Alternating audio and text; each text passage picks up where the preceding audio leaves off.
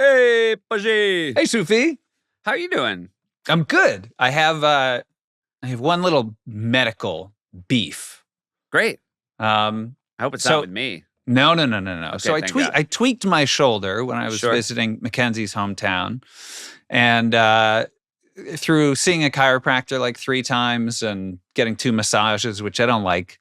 But eventually it was like, oh, this is like a nerve thing.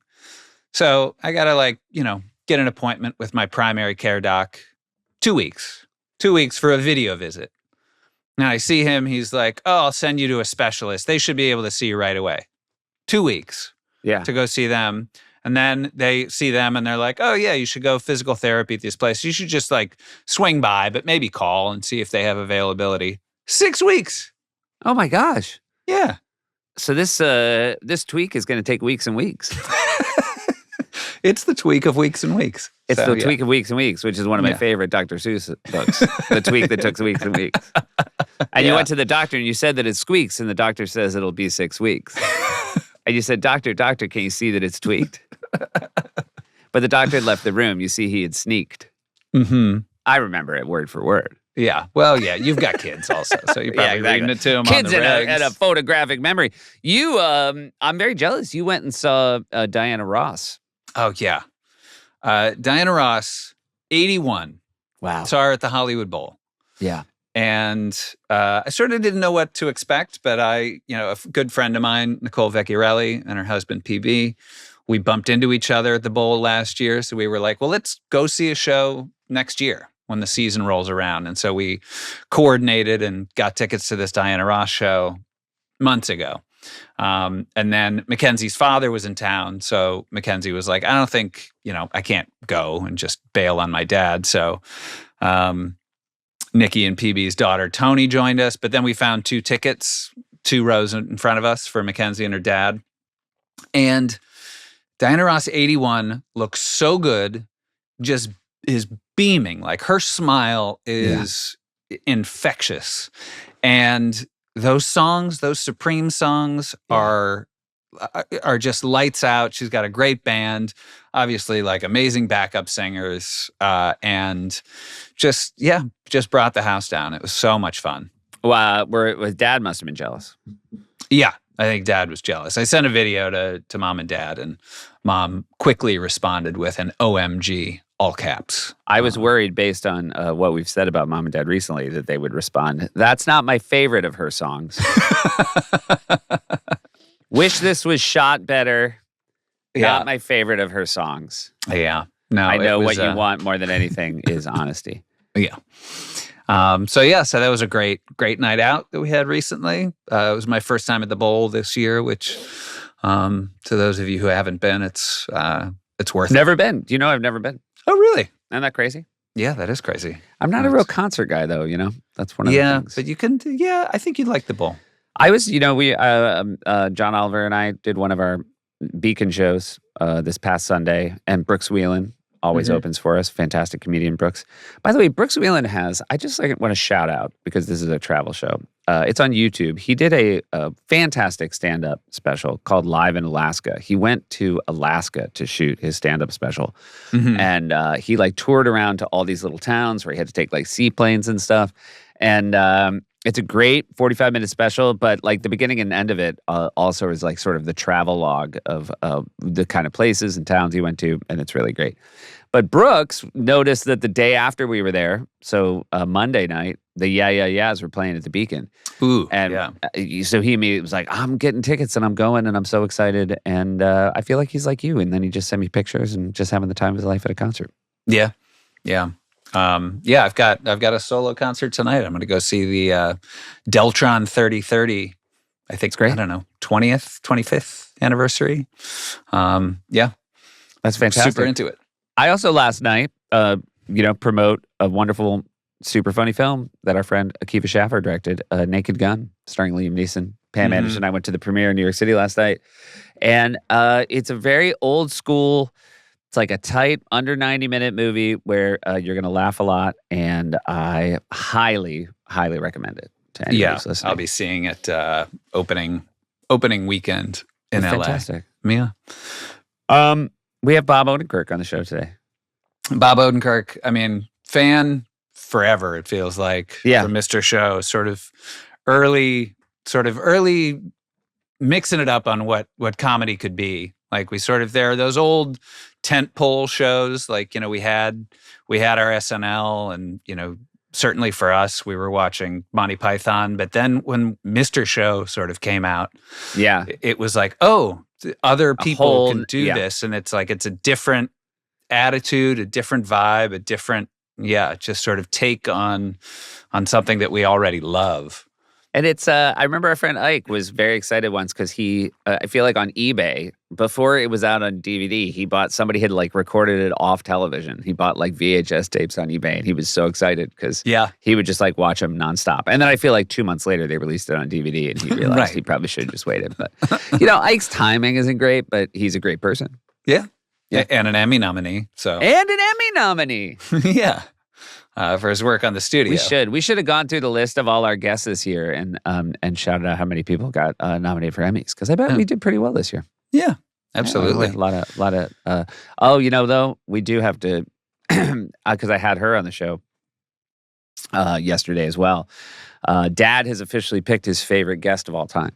And I'm just wondering if it lines up with our listeners. I will say it felt pretty special during the recording. I was like, this is the perfect example of what somebody could bring to this podcast. Yeah. And Dad likes it when people stay on trips. Yep. They like interesting, unique. Yep. And so Chase Sweet Wonders. Yeah. That is who he currently says holds the crown. Yeah. Best yet. And if you think you can run with Chase Sweet Wonders and impress my dad with your trip stories, send them in to speakpipe.com/familytripspod. We would very much love to say that address one more time, just in case people speakpipe.com/familytrips.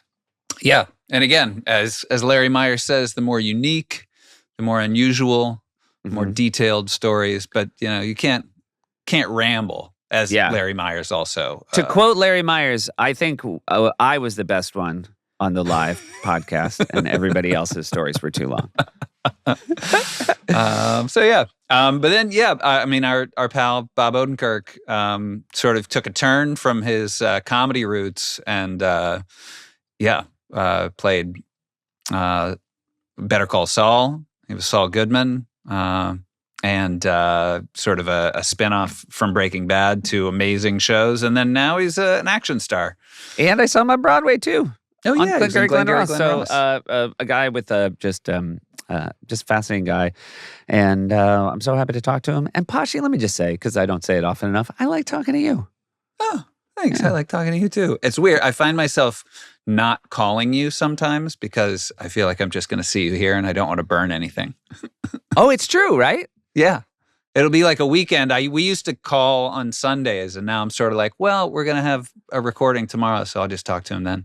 It is nice. Sometimes we have to talk about the logistics of the podcast, but we are not doing any off-mic storytelling. Right. I mean, well, unless there's something that can't be, everything we share isn't for public consumption. Yeah. I think I said on the pod, when you texted Mom and Dad, what did you think of when they said we'd listen to the Amsterdam? And you said, what did you think? Oh, yeah. I did tell you that I wanted to fly to LA and slap the phone out of your hand. Well, when they said it was the first episode that they've watched on YouTube. Yeah. But with no follow-up. Like, we watched the live episode, the first one we've watched on YouTube. They were like, they were putting bait on a hook. And I was good. Yeah. I was good to let that go. Yeah. Yeah. I feel like those people have watched on YouTube. You know what? I haven't really read the comments, but I hope people talk about how nice my calves are. Oh, yeah. Yeah. Yeah. Are you just assuming that's in there? Yeah. I mean, right. it's historically a bit of a conversation starter. I mean, so is the sweaty t-shirt and stained shorts you were wearing for that nice live performance. I got family trips all over my shorts. All right. Enjoy Bob Odenkirk, but first enjoy Jeff Tweedy. Family trips with the Meyers brothers. Family trips with the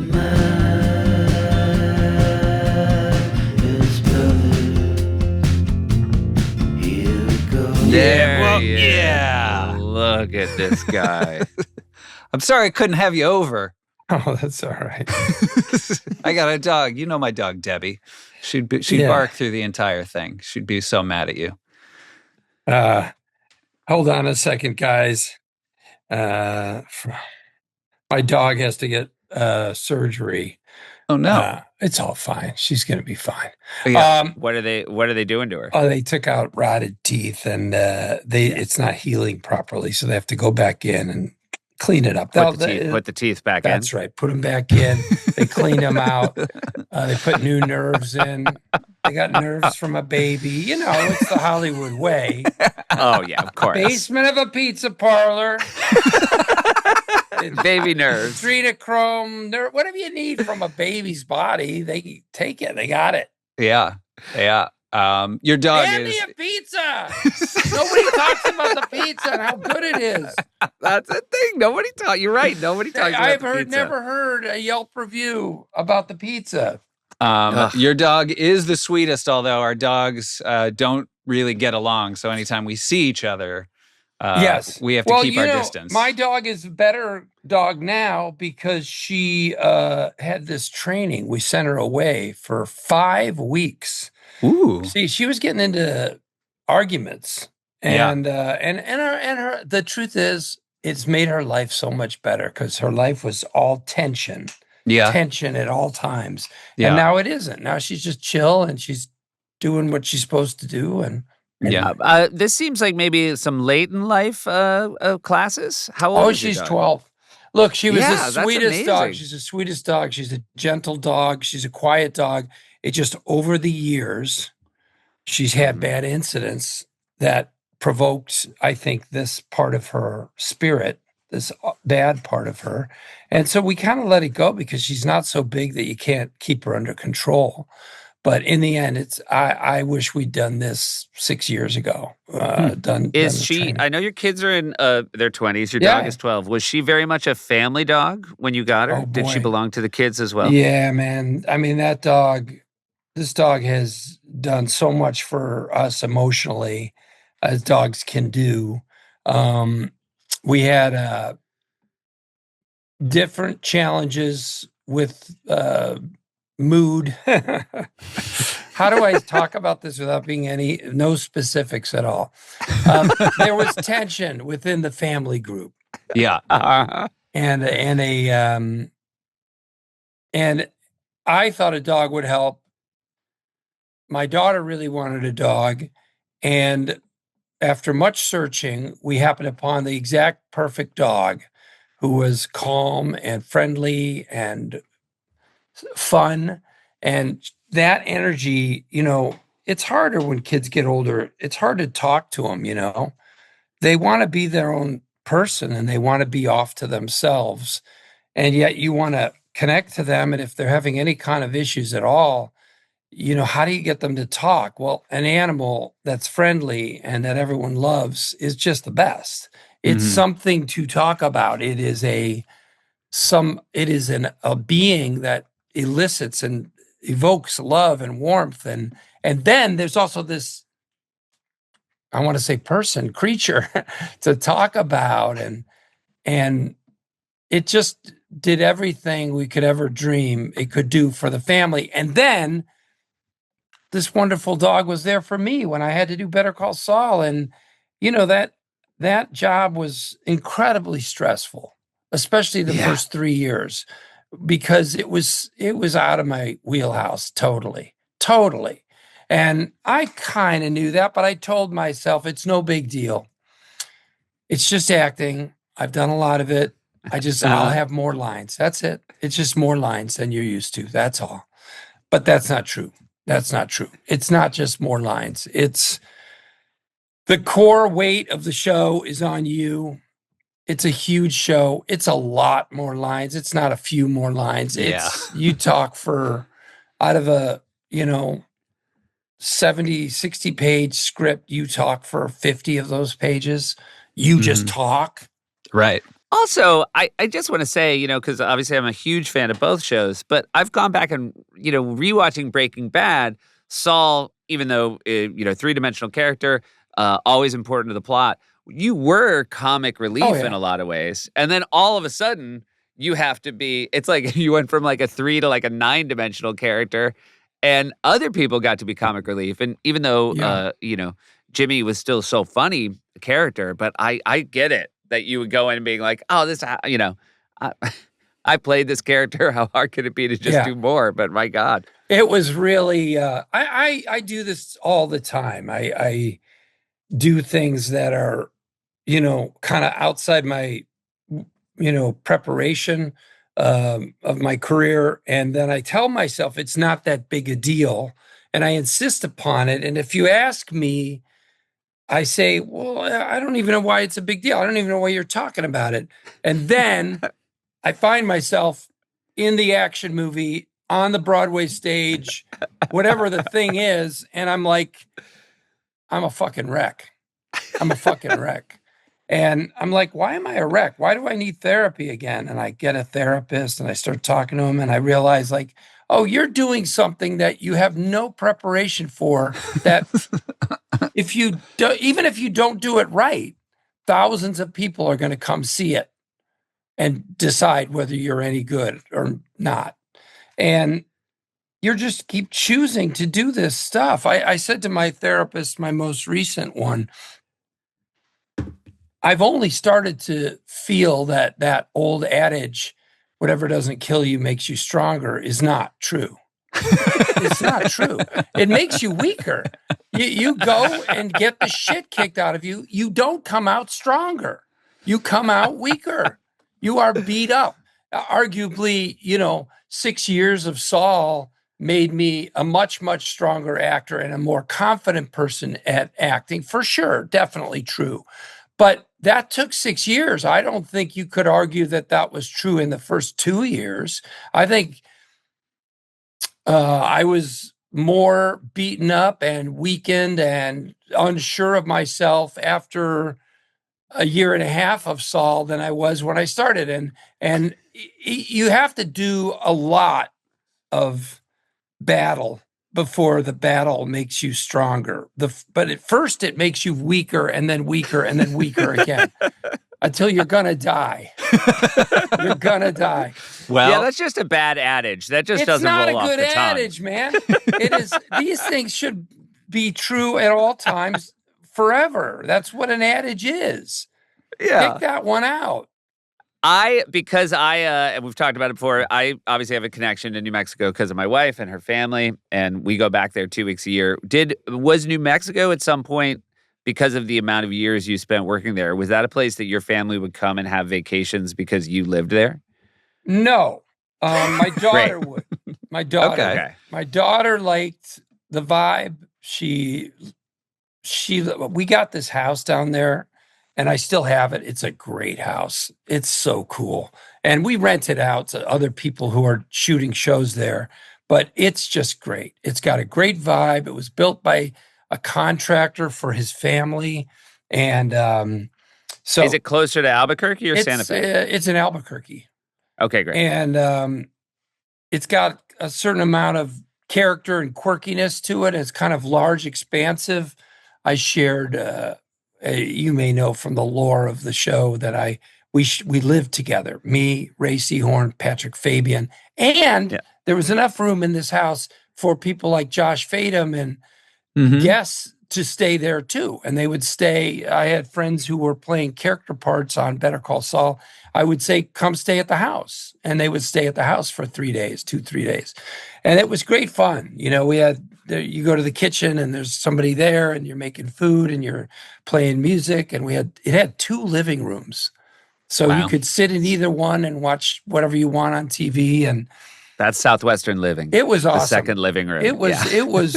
It was a great way to handle that aloneness and that stress of that show. But there was never like, hey, all the Odenkirks are coming down. No. My son could not handle the altitude, so he visited twice, and he was sick for the entire time he was there. And so he said, I'm not coming down ever again. My wife came once a year for about 3 days because she's a big wig in showbiz and she's got work to do. And she can't sit around in a house or even sit around on set. What is she doing? She's Yeah, got to go yeah. work. So only my daughter would love to come and just hang out for a week or two. And that was great. But, that's another thing that's taken its toll on me over the years is location shooting. I've been away from my family of the last 15 years. I've probably been away 5 years of it. Mm-hmm. Yeah. Maybe more. Last year I was in Winnipeg for 5 months. I shot 2 films back to back. I had a 2-week break in the middle where I got to see my family, but they're not coming to Winnipeg. Yeah. Well, also again, especially since Naomi, your wife, is in show business, they know there's nothing more boring than visiting a film set. Oh, yeah. And by the way, to do what with me? I wake up at 5:30. I come home at 9:30. And I wake up again the next morning at 5:30. And you're probably going over lines when you're and not then there. what do I do? I'm going over punches. Yeah, exactly. Hey, we're going to take a quick break and hear from some of our sponsors. Support comes from Delete Me. Delete Me makes it easy, quick, and safe to remove your personal data online at a time when surveillance and data breaches are common enough to make everyone vulnerable. Data brokers make a profit off your data. Your data's a commodity. Anyone on the web can buy your private details. Details like your name, your contact info, your social security number, your home address, even information about your family members. This is all compiled by data brokers and sold online, which can lead to identity theft, phishing attempts, and harassment. But now you can protect your privacy with Delete Me. I get these quarterly reports from Delete Me, and they always tell me how many listings they've reviewed looking for my personal information. And every time, it's over 1,500 listings that they've looked at. Do you think I have time to look at 1,500 listings to see if they've got my data, my deets? No, I don't have that kind of time. Also, there's a lot of sites that I go to regularly, maybe places that I have, memberships on or whatever. And a lot of times they'll say, hey, we noticed that you don't want us keeping your data anymore. Do you want us to keep not keeping your data? And when I see that, I know that Delete Me has been there. They've told them, hey, stop it. And I just know that Delete Me has my back, and I really appreciate it. Gives me peace of mind. So take control of your data and keep your private life private by signing up for Delete Me, now at a special discount for our listeners. Get 20% off your Delete Me plan when you go to joindeleteme.com/trips and use promo code TRIPS at checkout. The only way to get 20% off is to go to joindeleteme.com/trips and enter code TRIPS at checkout. That's joindeleteme.com/trips, code TRIPS. Support comes from Mint Mobile. You know what doesn't belong in your epic summer plans? Getting burned by your old wireless bill. While you're planning beach trips, barbecues, and 3-day weekends, your wireless bill should be the last thing holding you back. That's why smart people out there are making the switch to Mint Mobile. With Mint, you can get the coverage and speed you're used to, but for way less money. And for a limited time, Mint Mobile is offering 3 months of unlimited premium wireless service for $15 a month. Say bye-bye to your overpriced wireless plans, jaw-dropping monthly bills, and unexpected overages. Mint Mobile is here to rescue you. All plans come with high-speed data and unlimited talk and text delivered on the nation's largest 5G network. Use your own phone with any Mint Mobile plan and bring your own phone number along with all your existing contacts. Although, let's be honest, there are probably a few of those contacts you should delete. Ditch overpriced wireless and get 3 months of unlimited service from Mint Mobile for $15 a month. My old mobile plan, I was paying over $100 a month for the same thing that you can get at Mint Mobile for $15 a month. Why would you not make this switch? It's not like it's a person that you have to hang out with. They're a carrier, and they're going to charge you a lot less money, and it's going to be the same. So duh. This year, skip breaking a sweat and breaking the bank. Get this new customer offer and your 3-month unlimited wireless plan for just $15 a month at mintmobile.com/trips. That's mintmobile.com/trips. Upfront payment of $45 required, equivalent to $15 a month. Limited time new customer offer for first 3 months only. Speeds may slow above 35 gigabytes on unlimited plan. Taxes and fees extra. See Mint Mobile for details. Here we go. Having been introduced to you, I think my generation, Mr. Show, And there's literally 3 things that you've done in the last 10 years that I would not have been able to game out. Like I've seen you on Broadway in the last year. Better Call Saul was just this incredible drama that you were the lead of. And yet the most shocking is that you are an action movie star and now a franchise. Yeah. Because I loved Nobody so much, and I can't. It's so. It is both wonderful that there's more, and it's deeply funny to me that you are. And now, yeah. And Seth, the whole time I'm training, for years I trained, and I figured they're never going to make the movie, but I'm getting free exercise training, which I need, and that's good for me. So I'll take it. And any day now they'll call and say, well, we're not making that movie, so you can stop. And I'll go, thank you. I got a year of free. I learned about how to move and different exercises you could do. And I pushed myself. I just learned so much. And, but the whole time I'm training, I'm thinking they're not going to make it. It's okay. And 2, I'm thinking, wait, if they make it, and even if it's just okay, wait till Smigel sees this, wait till Conan sees this, wait till Sandler sees this, wait till Spade sees this. Like, those guys will be like, what is on the TV right now?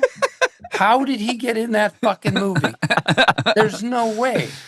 Yeah. And so I'm like grinning to myself thinking, boy, if I pull this off, that'll just be the funniest thing ever. What a prank. Yeah. I mean, the scene on the bus, really, that was when I was like, oh, okay. Yeah. It's not a comedy. It's a funny action movie, but it's not a comedy action movie. Well, yeah, but listen, I don't think I could have done a light kind of, like, I love Jackie Chan and I love Police Story, that one of his early films.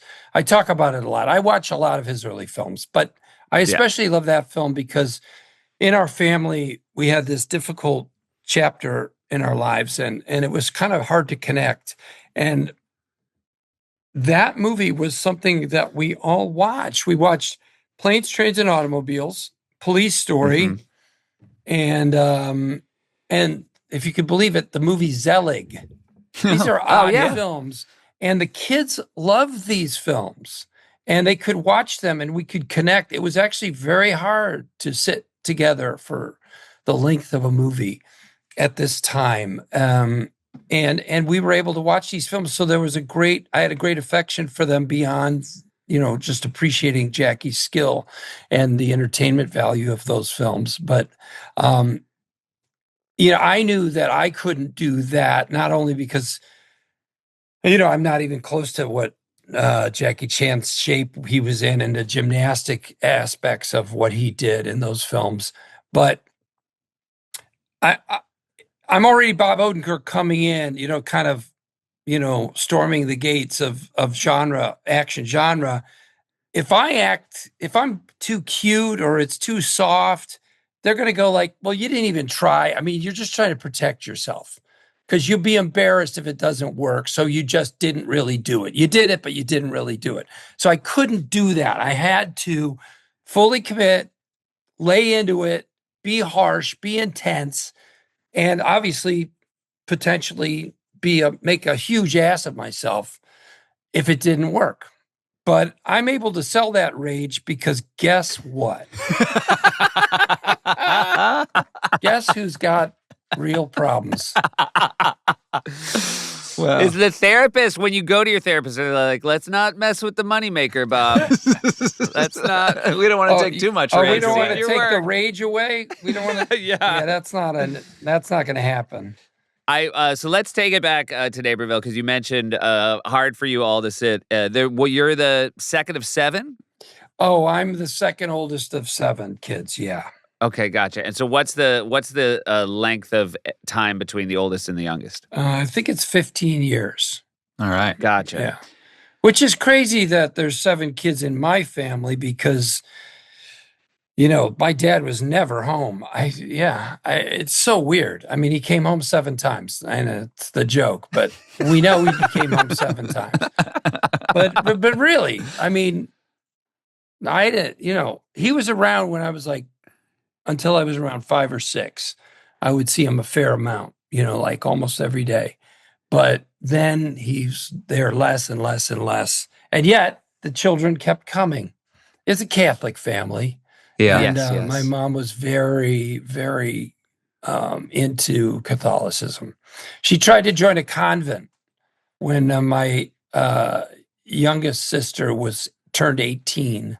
She signed up and had an interview, and Did she not? Did she get turned down? the Mother Superior called her and said, "Okay, I'm looking at what you wrote here and all." And she goes, "Do you?" This is interesting that my mom actually shared this story with me. Yeah. The Mother Superior said, "Do you believe that you have a calling to be a nun?" And my mom said, "Yes, I do." And then the Mother Superior says, "Well, I'm going to tell you something. You already have a calling. You're a mother. You need to do that job." And then she went on to say, "We've had many women like you come to us and say they want to join the convent, join the order. It's not going to happen. We're not doing it. It doesn't work.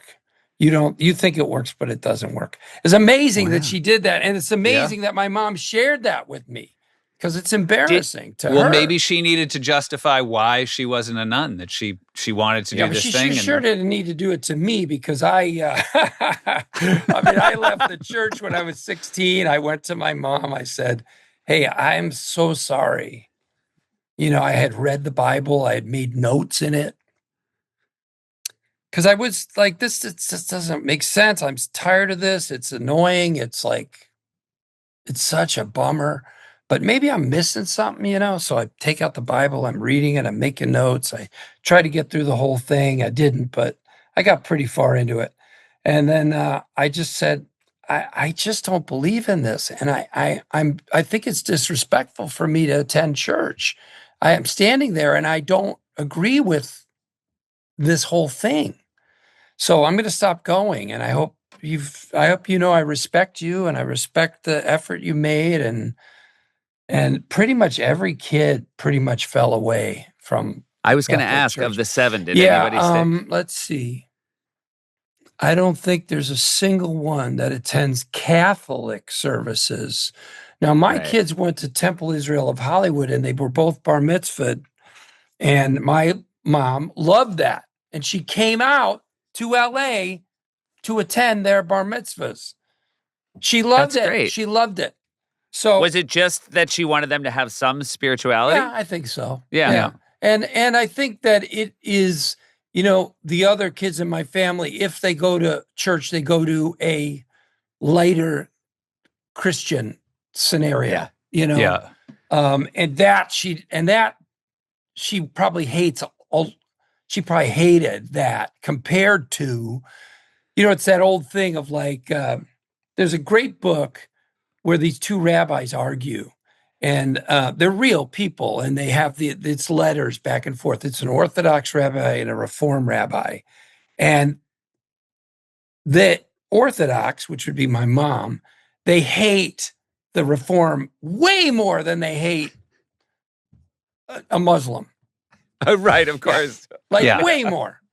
Like, I would rather you believe in the Easter Bunny and that's your religion than you say you're Jewish and be Reformed. Don't agree with me. Better to do it differently than to do what I'm doing, but do it wrong. Right. Yeah. Right. Yeah. And so she had that attitude, and I think she really loved that the kids were in this older version of her own religion. I mean, look, I think religion is, it's so weird. In some ways, this is a mucky subject. Do you want to get into this? No. We should talk about Nobody 2 and how much fun you'll have at the theaters. Hey, I want to tell you, Nobody 2 really turned out. And of course, there's a great deal of luck when any movie turns out. Yeah. There just is. It doesn't matter how hard you work. Yeah. There are too many moving parts. Yep. And for it to come together, you're like, how the hell did that happen? I know I worked nonstop for a year and a half, and I sweated all night long when I was supposed to be asleep about the logic of this, what it's happening, what are we seeing, is it working?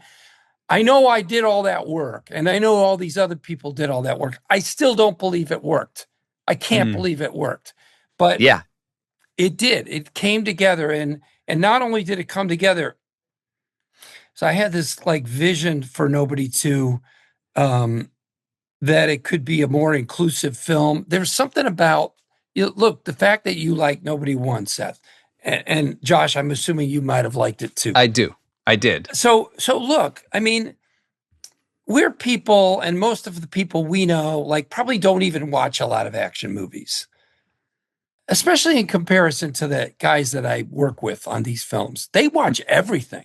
Yeah. They know Right. they know Korean action films from 1950s. They know films you've never heard of and that you'll never see. And if you ever go to like Netflix and you go action movies and you see all these movies that Liam Neeson made, and you're like, what? When? Yeah. When did he make that? They watch all of those. Yeah. They don't just watch them. They watch and go, oh, I see. Okay. In the third fight in the warehouse, I've never seen anyone throw a wrench at another person's knee. And that's new. They are picking up the little details and they care about it. So I make Nobody 1. I figure if I can please some of the action people, that'll be awesome. That'll be amazing. And then if I can make my friends laugh, those are the two goals, right? And then it plays really well and people like it. And all kinds of people like it who I would never, so many people. I don't like action films and I love that movie. I don't watch action films, and that's one of my favorite movies of last year. I never watch films like that. I've heard it so many times, and mostly from women, yes, but from all kinds of people and all around the world. I've done a fair amount of traveling in the last 3 years, and it doesn't matter where I am. That movie has played and played well, and the same story from people. And I just think I had to think a lot about that. Why are they connecting to it? Why is it working? And I think my thought was, if in the first act of these films, you really, really ground the characters so that the person watching goes, that's my family. That's life in my house. You fucking forget the garbage cans. You really connect with them. It's you really feel that family tension of life just beating you down, of just schedules and people flying in all directions and trying to connect with your kids, and it's not working, and they're mad at you, and you're not noticing that they're growing up, and you're the husband and wife are kind of drifting apart because life is so overfull. If I can just touch base with all of that angst and common, tension, then once we start going into the world of action and they start acting out all their frustrations, and then they get to have this big, magical, cinematic bad guy come into their world.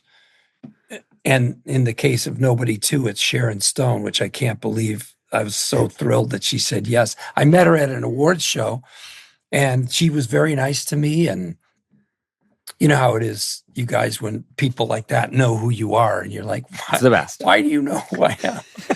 Yeah.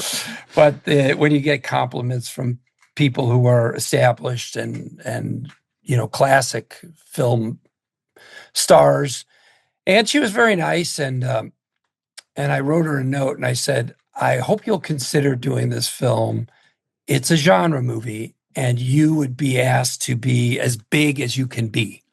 Mm-hmm. The goal is to have that bad guy at the end, the third act of the Nobody film, be a James Bond villain, so that the regular guy, through these machinations of the movie, gets to blow all his rage at something that's somewhat worthy of that rage. Mm-hmm. A magically bad, overinflated, evil human.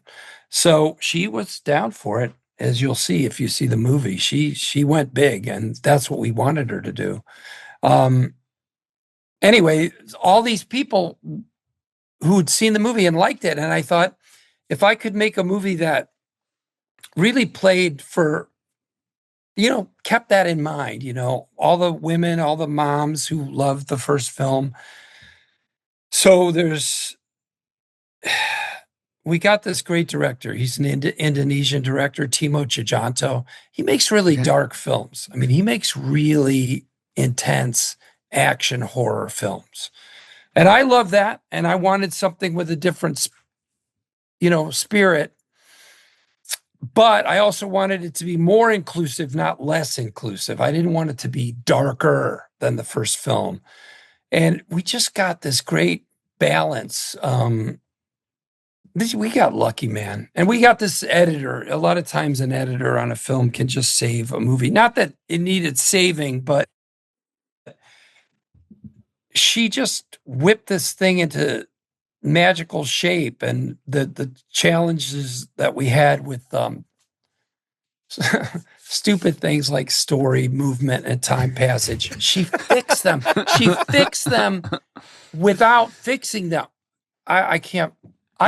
It's so funny, important. that thing you say about like the luck. I remember when I first started like going to like meetings in Hollywood, and you would go into an executive's office, and I would see posters of movies that were sort of universally panned. And I remember commenting once to someone like, why would you have that poster up? And someone said, because they worked as hard on that movie as they worked on the movies that were universally loved. And like, it's a monument to hard work. Like movies never bomb because people were lazy on set. Right. I'm gonna shut the door here because there's people making noise. Yes, it's true. It's true. Every movie was just as hard as the best movie you've ever seen. Right. It's generally true, right? Yeah. And the other thing is, I finished those two films and they're cutting them together. The other film is called Normal. It's going to play TIFF, the Toronto Film Festival, and it's an action comedy. You went from nobody to normal. Yeah. And you literally shot, like, that sounds like the most a guy is lying to his family when it's like, I'm going to Winnipeg, I'm shooting nobody, then I'm shooting normal. I'm sure people in Winnipeg are like, come on, man. Don't do us like that. Oh, no, they are so happy that I'm sure they are. They loved us. Yeah. Hey, we're going to take a quick break and hear from some of our sponsors. We are supported by Superpower. I get an annual physical, and last year there was one particular number that was a little bit off, and I called my doc, and I was like, hey, what's the deal with this? How do I get this back in the good range? And he was like, well, I think, you'll be fine. Let's just see where it's at next year. But that's not great. I'm ready to do something about it. I'm ready to be more proactive. And that's what led me to Superpower, because Superpower will send a licensed professional to your home, or you can visit a nearby lab. And it is one simple blood draw with over 100 biomarkers, way more than what you usually get, which unlocks so much more about your body. Their app includes detailed information on your heart, liver, thyroid, hormones, metabolism, vitamin and mineral levels, and even environmental toxins. So from disease prevention to treating that annoying brain fog or simply optimizing your gym game, Superpower is the most comprehensive and advanced system out there. I am so excited to be getting an actionable health plan from Superpower based on my results. I'm a vegan, and I know you don't want to hear about it, but maybe there's things that I'm missing, and they're going to tell me that there's nutritional guidance that I need to be following that I'm not. Maybe there are lifestyle or behavioral adjustments that I can make to maybe not be so tired in the middle of the day all the time. Plus, I'm going to be able to get my biological age that I can track over time. Superpower not only gives you an initial plan, but it tracks your results over your lifetime. Each test builds on the last, giving you a full picture of your progress year after year. So stop only reacting to health problems and start proactively improving your health based on real, personalized data. Superpower used to cost $499, but right now it's just $199 for the full experience. Head to superpower.com to learn more and lock in the special $199 price while it lasts. After you sign up, they'll ask how you heard about them, and please make sure to mention Family Trips, which really supports the show. Your biology decoded, your blueprint activated with superpower. Support comes from Fitbod. Hey, Paji. Hey, Soupy. You know what I like? What's that? I like a customized workout. You Yeah. know what I mean? I want my workout to be built for old Sufi over here. Yeah. Because, don't take this the wrong way, but those workouts that everybody's doing, not enough for me.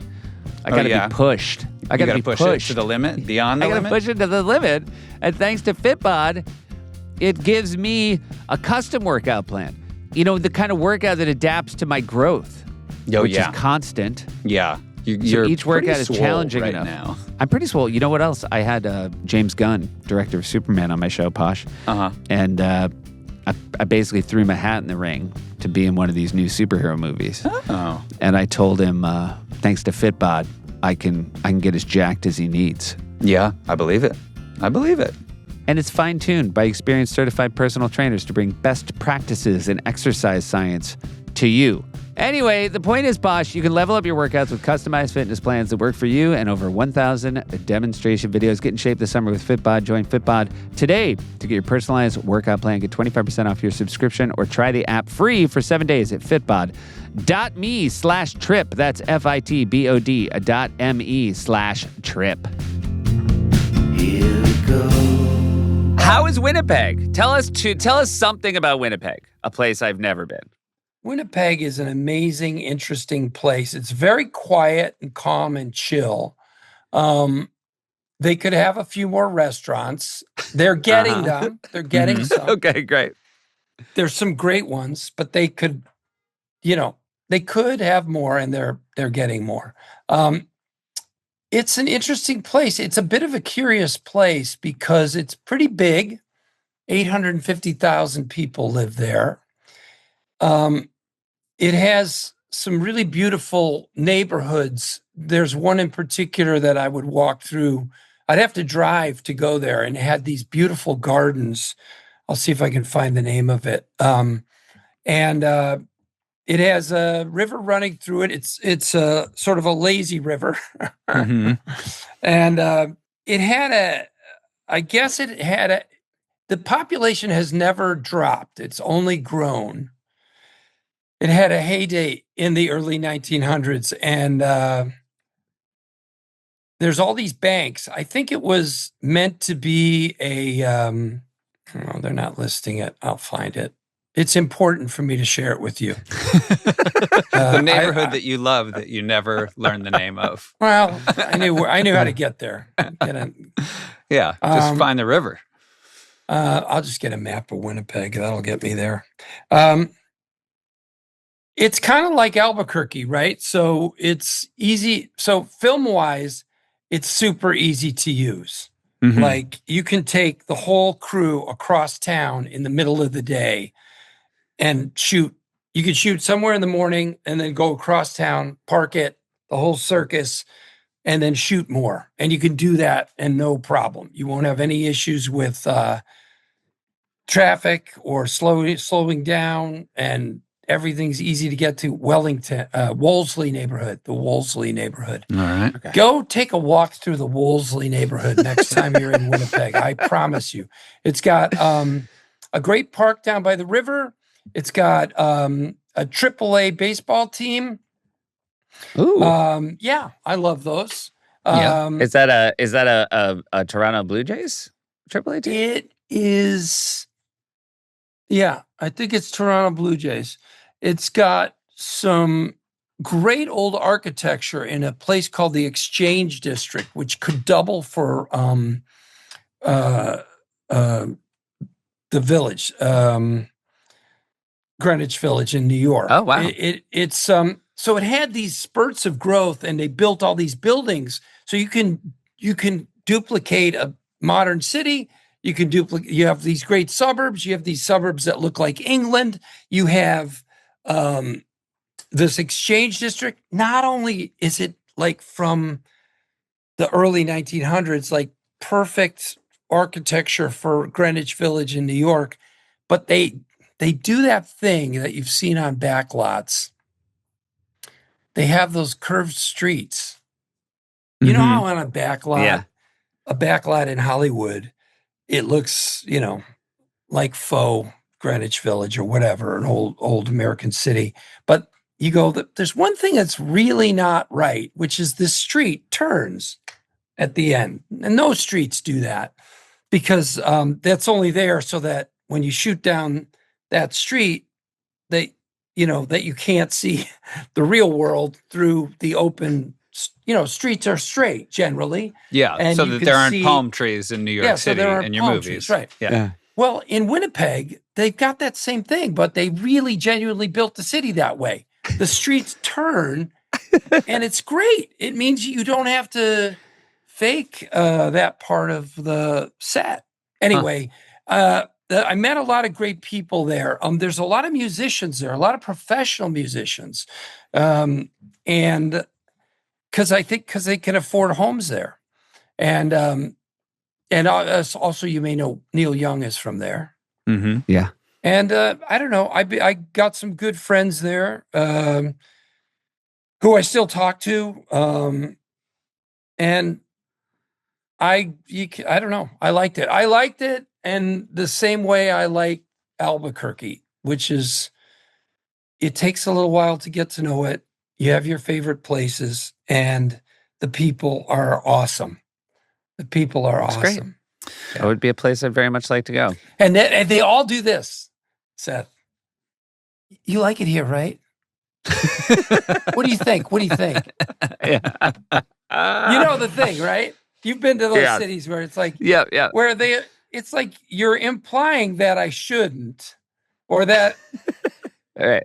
Your expectation is that you don't. They feel the world. They feel the world at large maybe is undervaluing them. They know they're being judged and as not having enough good restaurants, but but they've apparently they've taken it to heart. If they're working on it. But that's just not how you live life. I mean, you get your places that you love, and that's true wherever you go. Mm-hmm. I mean, how many times New York will drive you crazy with this? That thing of like, I've never eaten in that restaurant. I've walked by it 50 times and it looks great. It looks amazing. Yeah. I bet it's great, but I like my place that I go to. Yeah. Yeah. When I'm in town and my family's out of town, which happens in the summer, my wife is so mad that because she our Seamless account is linked. When she sees I'm ordering the same dish from the same Chinese place, she's like, "What is wrong with you?" I'm like, "I found my grail. I look forward to it all day." Sounds like you need to have a separate Grubhub account. I know, that's really, yeah. No, my wife is the same way. Never the same place twice. She'll say it. And I go, "Really? Really? You went into that restaurant. They have 40 things on the menu. You had 2 of them and you won't go there again? That's not fair. That's not right." And then, but she's really mad is that we do go back to that restaurant and I order the same thing. Yeah. So I would obviously you've seen a great amount of the world through your career, but as a kid in Naperville with 7 siblings, I'm imagining, is it safe to say you did not travel a lot? Oh yeah. We took 2 trips. We went to the Illinois State Fair, which was fine. And hot and dusty. And you went once or annual trip? Once. Okay. And we went one time to the Wisconsin Dells, which is where this kind of our movie is set. Nobody 2. Yeah. Mm-hmm. So a lot of that Wisconsin Dells trip, you guys, the first outline for Nobody 2, Derek Kolstad came up with was me and Connie Nielsen, the husband and wife, in Italy. And it was like a 3-page outline. And we're in Italy because we talk about Italy in the first film. Yeah. And where the kids are at summer vacation in America. And we're in Italy, and somewhere on the middle of page 2, my character is on a gondola and he throws back a tarp and it's filled with guns and ammo. And my wife read the outline, Naomi read it, and I read it, and I was smiling. It makes me smile. And she read it and she goes, "We get to go to Italy. All right. That could be good." And I'm like, "Yeah, boy, I'm a real movie star. I get to go to Italy." But the more I thought of it, the more I was like, oh man, the minute he's on a gondola and he throws a tarp back and it's full of guns, he's Jason Bourne. He's James Bond. And that's not who he is. He doesn't get to go to Italy. He doesn't get to ride on a gondola. He doesn't get to. Maybe if he goes and stays at the Venetian in Vegas. Right. Maybe. Right. But you talked your way to Winnipeg, to shooting Winnipeg for Wisconsin. I sure fucking did. And I called That's Derek. the integrity. And Derek's from Wisconsin, the writer. Yeah. I go, Derek, this is so great. It was like, I want to say it was a week later, because I really was like, really? You're going to steal this fun of going to Italy and being a movie star from yourself? And I go, it's just not what we're doing here. And I go, what about the Dells? What about they go to the Dells? And the truth is, you guys, I took my kids to the Dells. I went there as a kid, right? Yeah. I took my kids to the Dells when they were like 6 and 8. And it was from LA? Yeah. Okay. So you went, okay. Yeah. Because I told my wife, it's great. You're going to love it. And the kids are going to love it. And we did love it. And the problem with shooting at the Dells, besides we didn't get a tax break going to Wisconsin, was it's too nice. It's too big. It's kind of huge. Yeah. They've got like 4 or 5 at least huge water parks, like massive, like a feat of engineering, 7th wonder of the world shit. Yeah. And they've got a huge main drag. And it's just not what I remembered. And it's not what I wanted to do, because part of the fun of this movie and part of that tension thing that I talked to you guys about is he takes his family to this town. He tells them it's going to be great. You're going to love it. It's huge. The water park is massive. But 2 things he's getting wrong. One, he was 9 when he went. Right. It's not massive.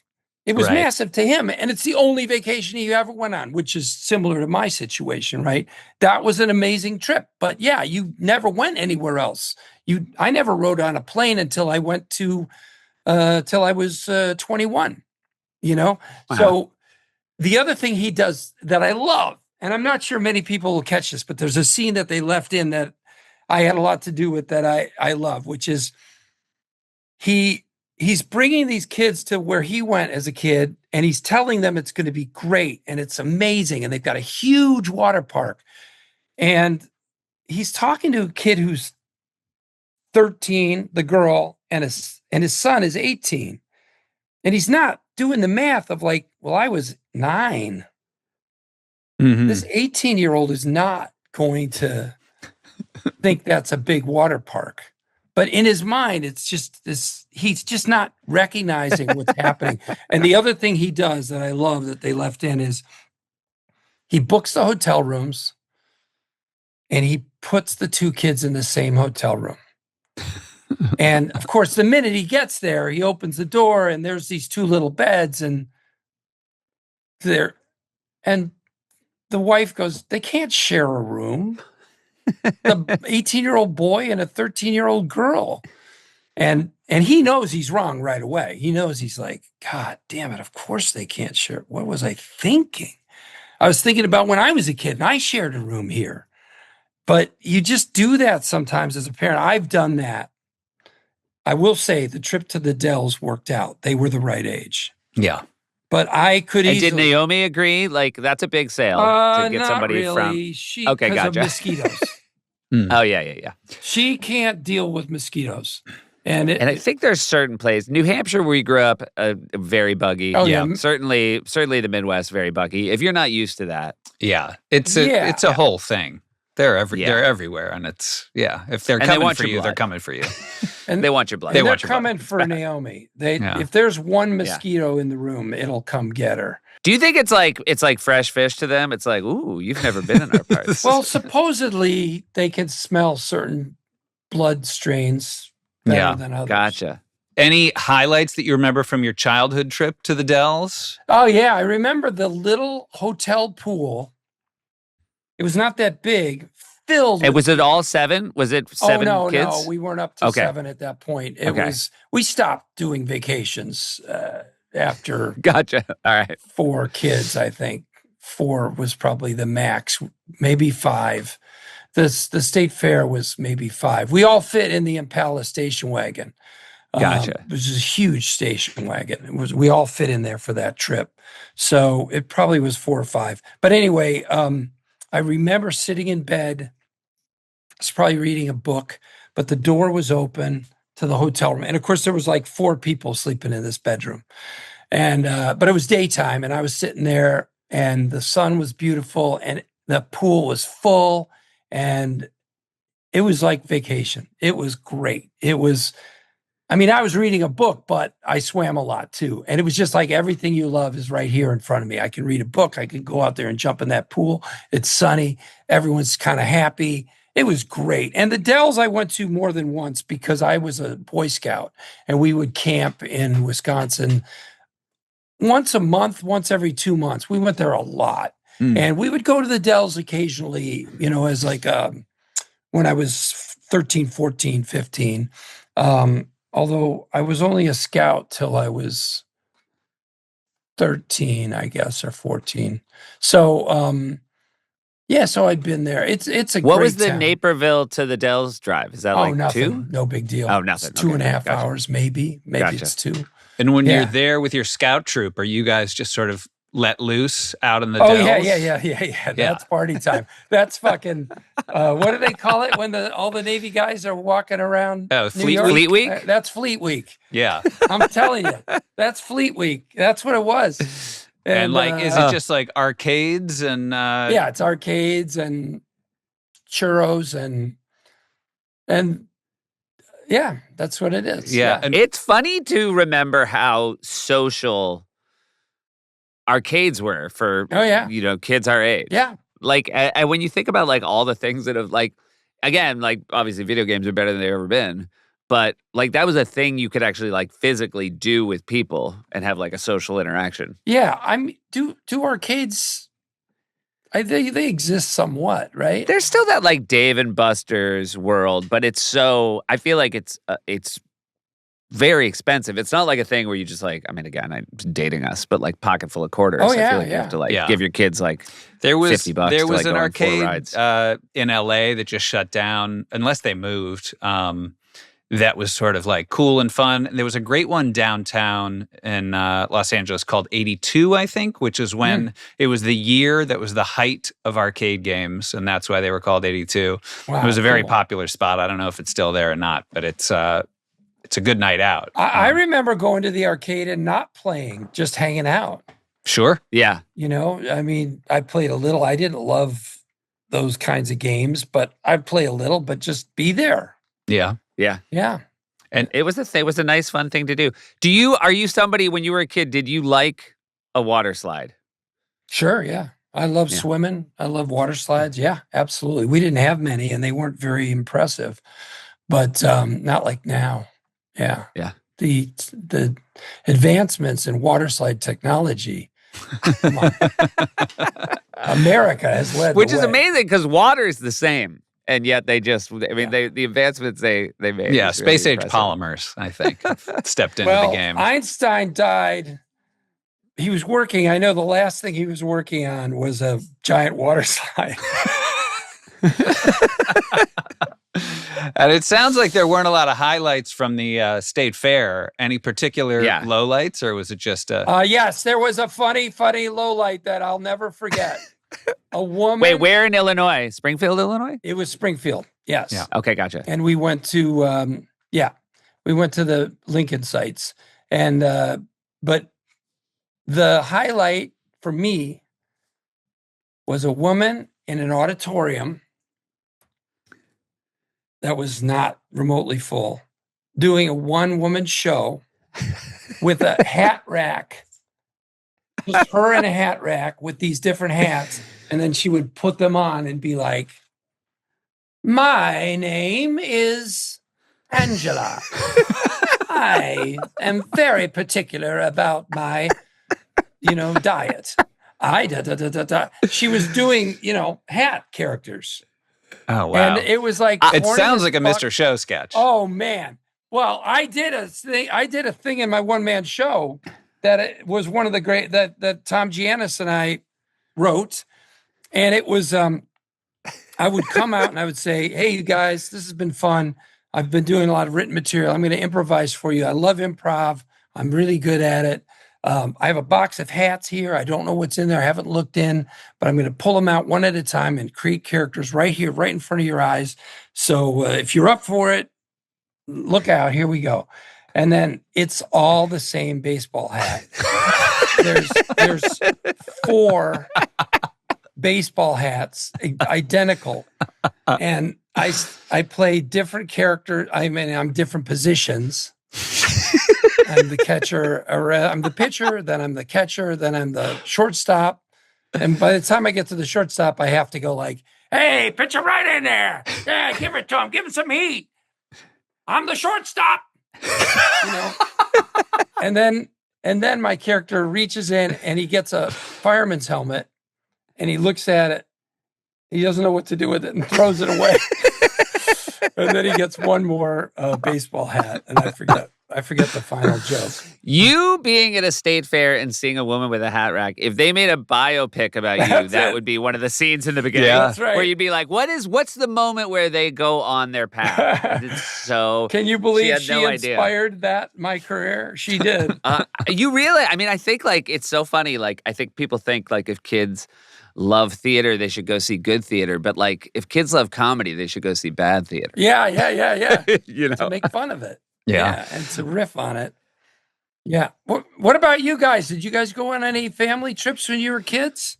We did. Yeah. I mean, we drove a lot to go see, grandparents. We had some in Pittsburgh. We had some in Massachusetts when we were living in Michigan. And then we would go to Florida. But it is funny because I think that that like book and pool is sort of my dream. And it is a good reminder that it doesn't really have to be fancy. As a kid, just having the freedom to, be able to jump in the water and then maybe go have some time by yourself is pretty special. Yeah.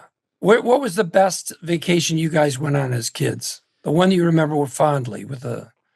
Well, we always say the worst one. Like there was one we remember at a the place worst called Molasses Pond where my mom got bit by a bug and almost had her arm amputated. Her arm swelled up like Popeye. But it's so funny because like we were like the 4 of us, like we did laugh a lot when things went bad. Yeah. And so that, I don't know, I sometimes think things being funny is more memorable than things being good. Yeah. Well, we certainly had a lot of laughs in our house. So my dad was this really erratic guy who had alcohol problems, but he just was like shut down, he like he couldn't talk about much. And I think he was a smart guy and he was funny too. He would make wisecracks. He also would share sort of salesman jokes, and which I always thought, that's corny, man. And he loved Hee Haw, and he loved the Benny Hill Show. So that was the height of his sense of humor. But he did make good wisecracks that were kind of mean-spirited. He had a angry, sarcastic, riffing energy that occasionally was awesome. Did your other siblings have that? Was that sort of the, I don't know, was that the currency in the household? I mean, my mom was funnier than my dad, though. She was really funny. Yeah. It's that Midwestern, self-deprecating and not just self-deprecating, other-deprecating, deprecating of everything. Deprecation of others. Of everything. Yeah. Everything except religion. Yeah. I got to tell you guys something. This is so funny. So Smigel and I wrote the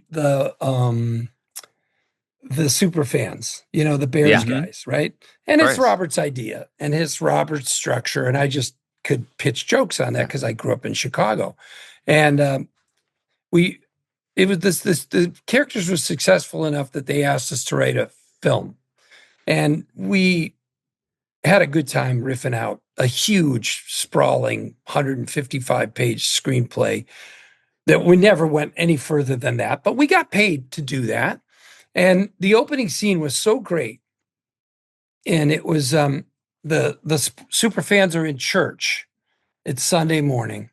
And they're in their suits and they've got earwigs in one ear. and they're listening to the pregame for the Bears game. And as they're looking up at the stained glass in their local parish, it's turning from Saints into Walter Payton, or you know what I mean, or Ditka, and you reveal that the priest doing his sermon also has an earwig in. He's also listening to the game, and it's kind of fucking him up. And then he rushes through the end, rushes to get it done. And as they run out of the church, they run to their cars, they rip off their suits, and they have all their gear underneath, all their fan gear underneath. So I thought it was a great opening. I thought, there wasn't much of the comedy that I wrote that I could share with my mom, because it was harsh. A lot of Mr. Show stuff is harsh. You guys, I don't know what your parents' attitude towards your career is, but I remember my mom calling me when I was on SNL, and I never asked her to watch it or anything when I was a writer there. And she goes, "Bob, I can't watch that show." And I go, "What?" And she goes, I tried, but I can't watch that. And I go, "Oh, you don't have to. That's not for you. It's not for you. You don't have to watch it." I never asked her to watch it. Anyway, I go, "Mom, you're going to love this. It's in church. The guys aren't listening. They're listening to the pregame show. They can't wait for it to end. Even the priest can't wait for it to end. And church ends." Why did I think she would like this? And as they leave, they run out, they tear their clothes off, they've got their fan gear underneath. It's just like real people. People are doing that in church. They're waiting for it to end, especially the guys. I thought you'd think that was funny. And she goes, yeah, that's funny. But do you think it would be funnier if they were Protestant?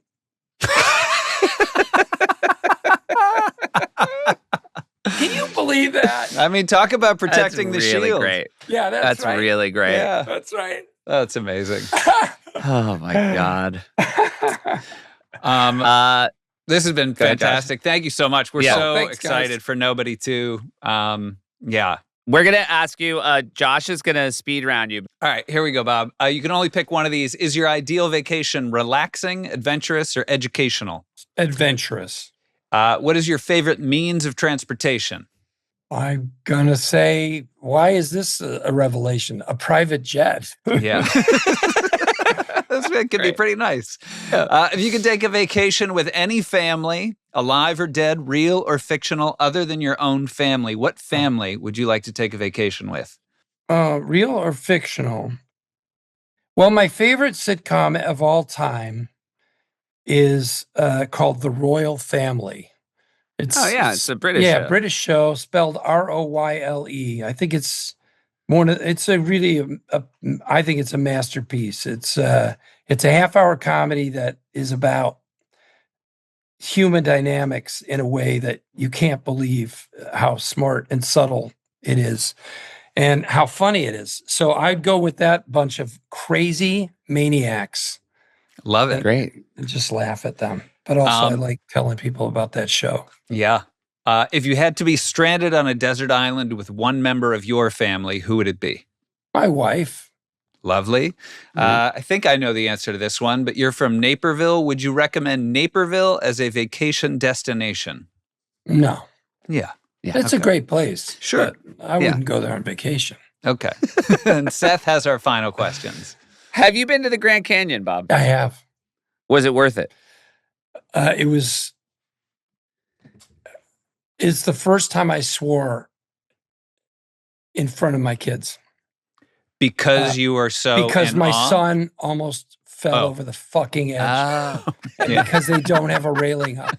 They don't have a railing It'd be a huge railing. You want to hear what I'm saying? Do you have kids? Do you want to take them to the Grand Canyon? Keep in mind, there's no railing on the walkway, the nice walkway. And if your son is walking on the rocks like this, on the side of the walkway. How old did they make it before the first time you swore in front of him? How old was he when you swore? He was probably 8. Wow. Oh, my God. Well done. Yeah. I never would have pegged you for making it that long.